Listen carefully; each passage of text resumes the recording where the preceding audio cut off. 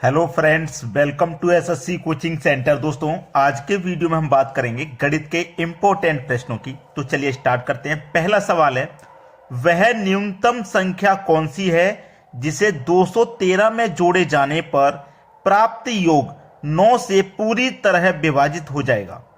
यानी कि 213 में ऐसी कौन सी संख्या हम जोड़ें जो 9 से पूरा पूरा डिवाइड हो जाए। अगर आपको 9 से डिवाइड का नियम मालूम है तो आप बड़ी आसानी से कर देंगे। देखिए, मैं यहां पे लिख देता हूं 9 से विभाजित का नियम। ठीक है, 9 से विभाजन का नियम। 9 से विभाजन का नियम है ये है कि जिन संख्याओं का योग 9 से कट जाएगा वह पूरी संख्या 9 से कट जाएगी। अब आपके पास संख्या कौन कौन सी हैं? 2 प्लस 1 प्लस 3, 213 है ना। संख्याओं का योग कीजिए। 2 और 1 3 और 3 कितना हो गया? 6। अब 6 में हमें क्या करना है? 9 संख्या से कटने वाली संख्या कौन सी होती है? जो 9 से कट जाती है, जो 9 के पहाड़े में आती हो वही तो कटेंगी। दूसरी बात यह है कि जिन संख्याओं का योग 9 से कट जाएगा वो पूरी संख्या 9 से कट जाएगी। अब देखो, 2 और 3 और 3 6 हो गया ना। अगर मैं इसमें 3 और जोड़ दूंगा तो ये कितना हो जाएगा? 9 हो जाएगा। और 9 से पूरा पूरा कट जाएगा।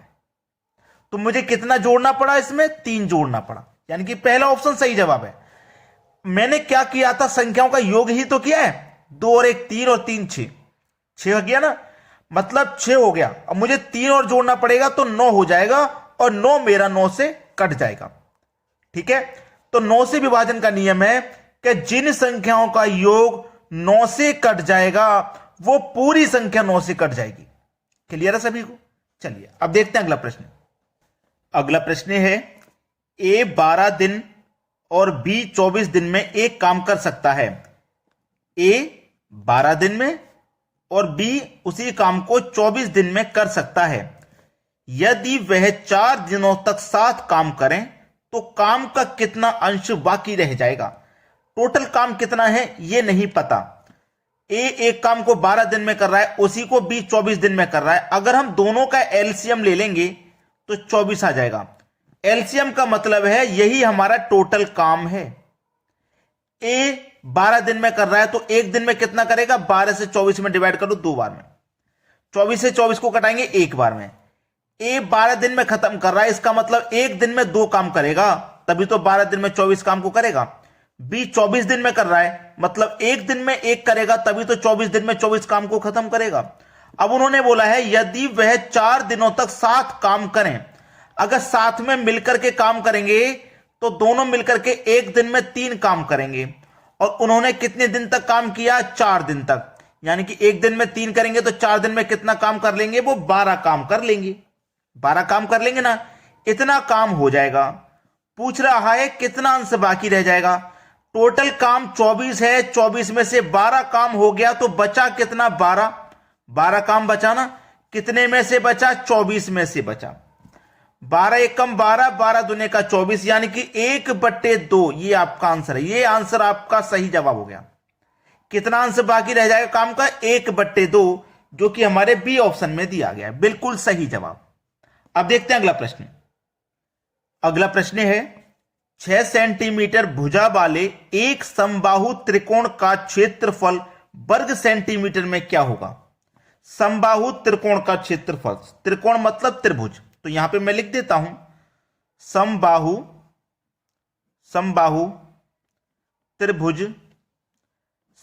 त्रिभुज का क्षेत्रफल बराबर क्या होता है? √3/4 इंटू ए का स्क्वायर होता है।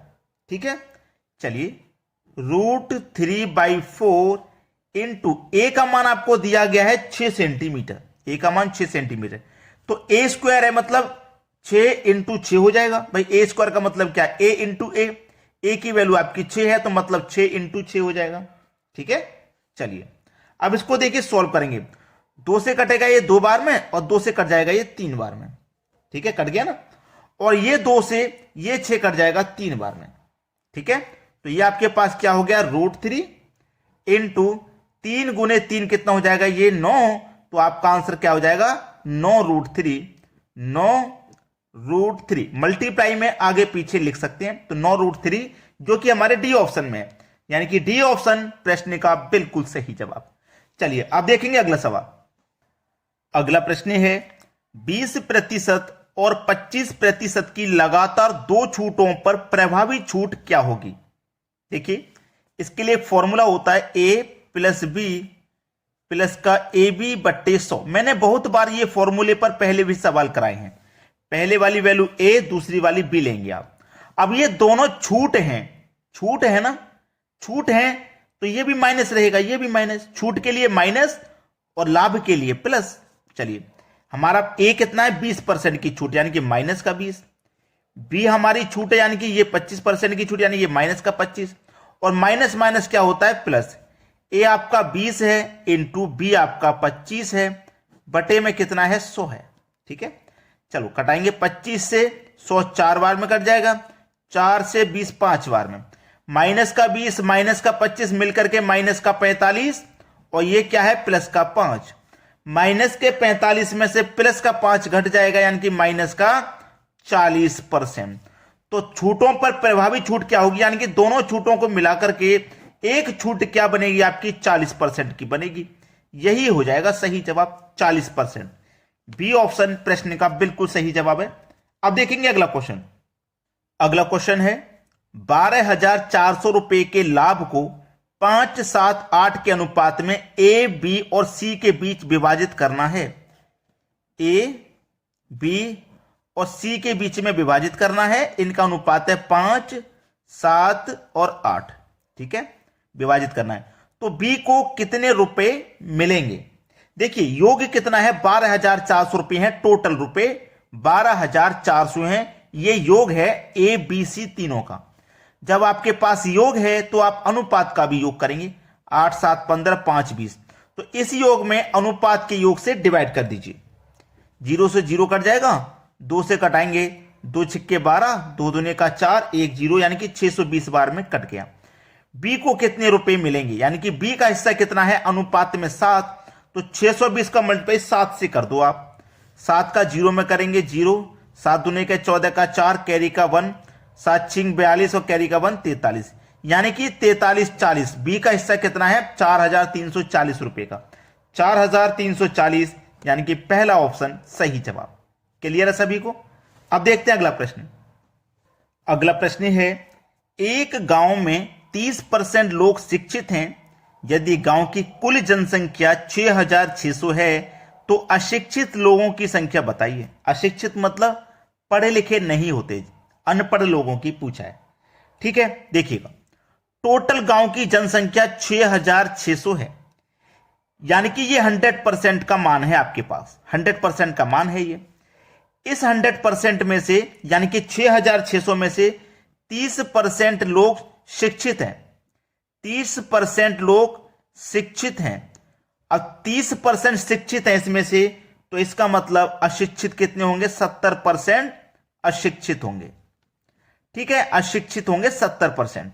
पूछा क्या है अशिक्षित लोगों की संख्या पूछी है उसने, ये तो आराम से हो गया भाई ये तो हमें क्या करना है 6600 का 70% निकालना है केवल, ये तो आसानी से हो जाएगा भाई, इसमें कुछ नहीं करना।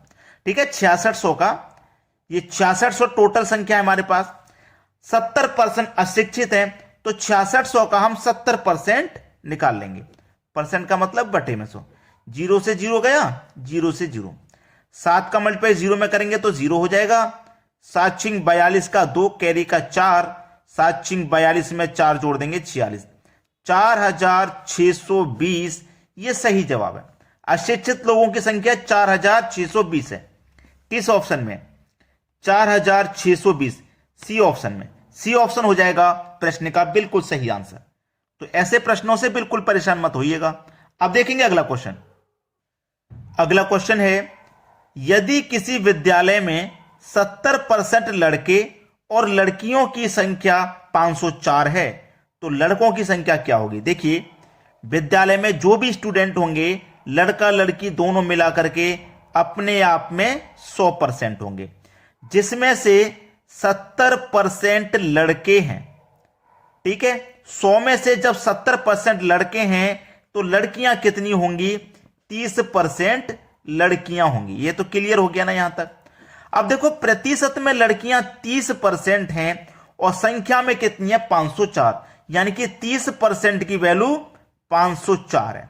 हमें क्या करना है? लड़कों की संख्या पता करनी, यानी कि 70% का मान हमको पता करना है। जब 30% की वैल्यू 504 है तो 70% का मान निकालने के लिए क्या करेंगे? 504 में 30 से डिवाइड कर देंगे और 70% का मान निकालने के लिए 70 से मल्टीप्लाई कर देंगे। ठीक है ना? चलिए यहां पे 0 से ये 0 कट जाएगा, 30 से कटाता हूं, 3 से कटेगा ये, 3 एक कम 3, 2 बचेगा 20, 3 छीन 18, 2 बचेगा 24, 3 अट्ठे 24, 168 बार में गया। अब 7 का और 168 का मल्टीप्लाई करो, 7 अट्ठे 56 का 6, कैरी का 5, 7 छीन 42, 42 से 5 जोड़ूंगा 47, 47 का 7, कैरी का 4, 7 एकम 7 और कैरी का 4 यानी कि 11, 1176 हो जाएगा लड़कों की संख्या। 1176, 1176। सवाल खत्म हो गया भाई।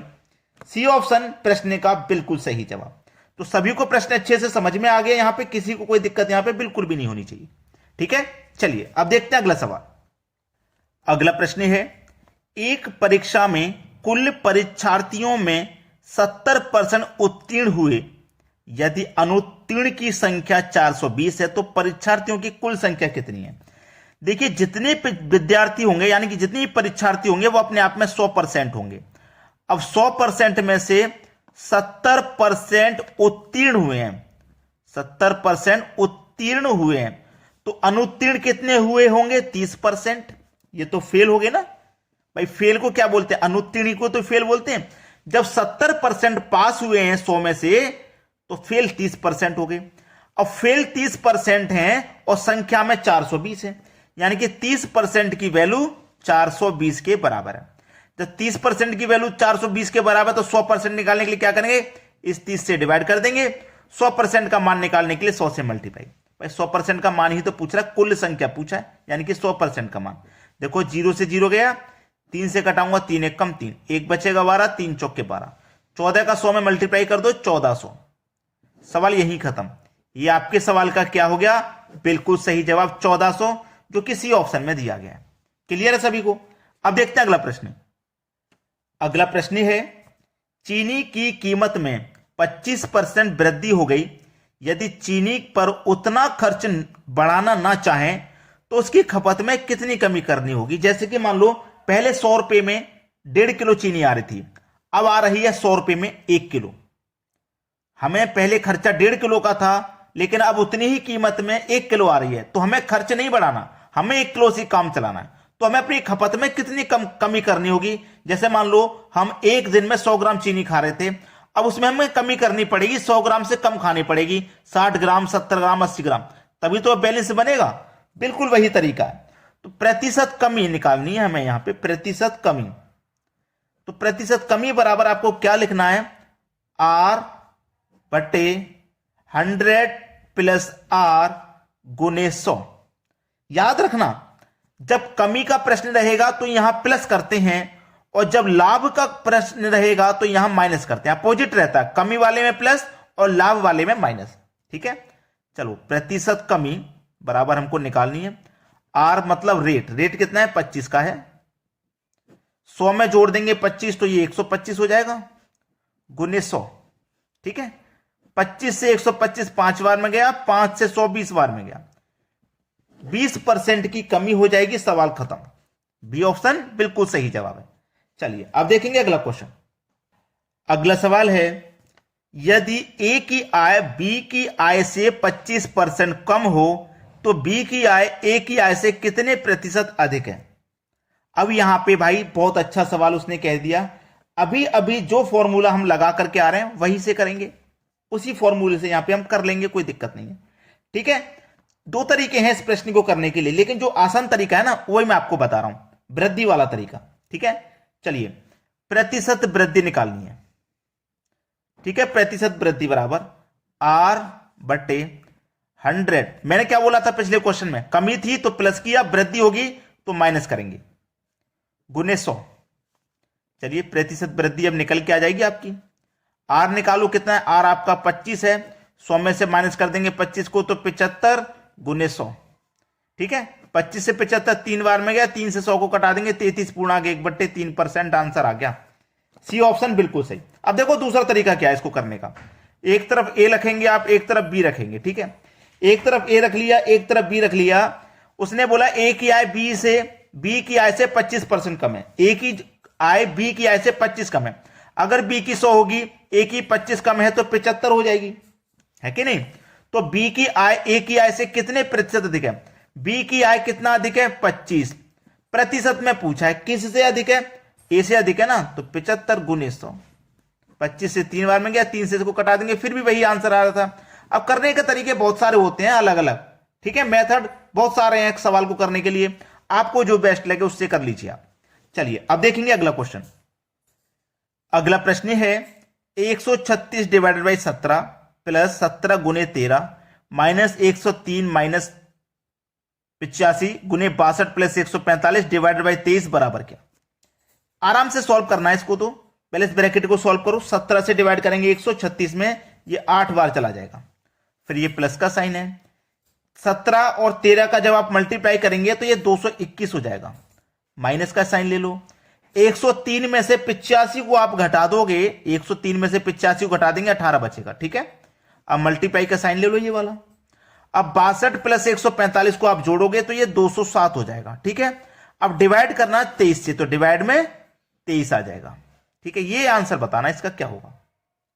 अब देखो 23 से 207, ये 9 बार में सीधा सीधा कट गया, कोई दिक्कत यहां तक?